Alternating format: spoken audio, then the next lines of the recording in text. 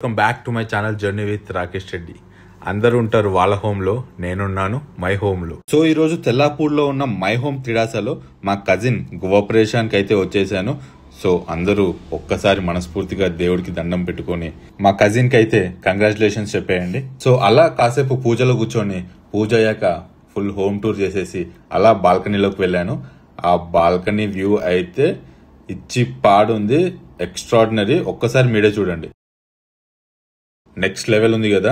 So అలా home tour అయిపోయాక అదే కమ్యూనిటీలో ఉన్న క్లబ్ హౌస్కి వెళ్ళి మంచి వేడి వేడి వెజ్ భోజనాలు అయితే చేసేసాం. ఫోన్ చేశాక సరదాగా కమ్యూనిటీ అంతా తిరిగి ఒక రౌండ్ అయితే వేసేసాను. ఇక్కడ చూడండి, దీంట్లో మీకు విజేత సూపర్ మార్కెట్ కూడా అవైలబుల్గా ఉంటుంది. సో గ్రాసరీస్కి బయటికి వెళ్లాల్సిన పనే లేదు, అక్కడే అన్నీ దొరికిపోతాయి. యశోద అండ్ అపోలో వాళ్ళు కంబైన్డ్గా దీంట్లో ఒక చిన్న మినీ హాస్పిటలే ఉంది, మినీ ఫార్మసీ కూడా ఉంటుంది.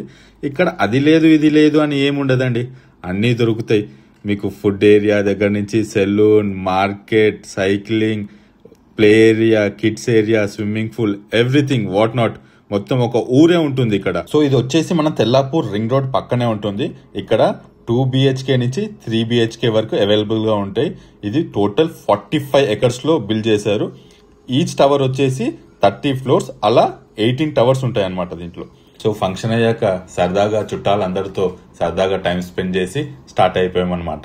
సో ఇక్కడ ఈచ్ అపార్ట్మెంట్ కాస్ట్ ఎంత ఉంటుందో మీకు తెలిస్తే కింద కమెంట్ చేయండి. అలాగే మీ గ్యాంగ్ లో ఇంత రిచ్ అపార్ట్మెంట్ కొనే ఫ్రెండ్ ని ట్యాగ్ చేయండి. మళ్ళీ కలుద్దాం. Bye bye.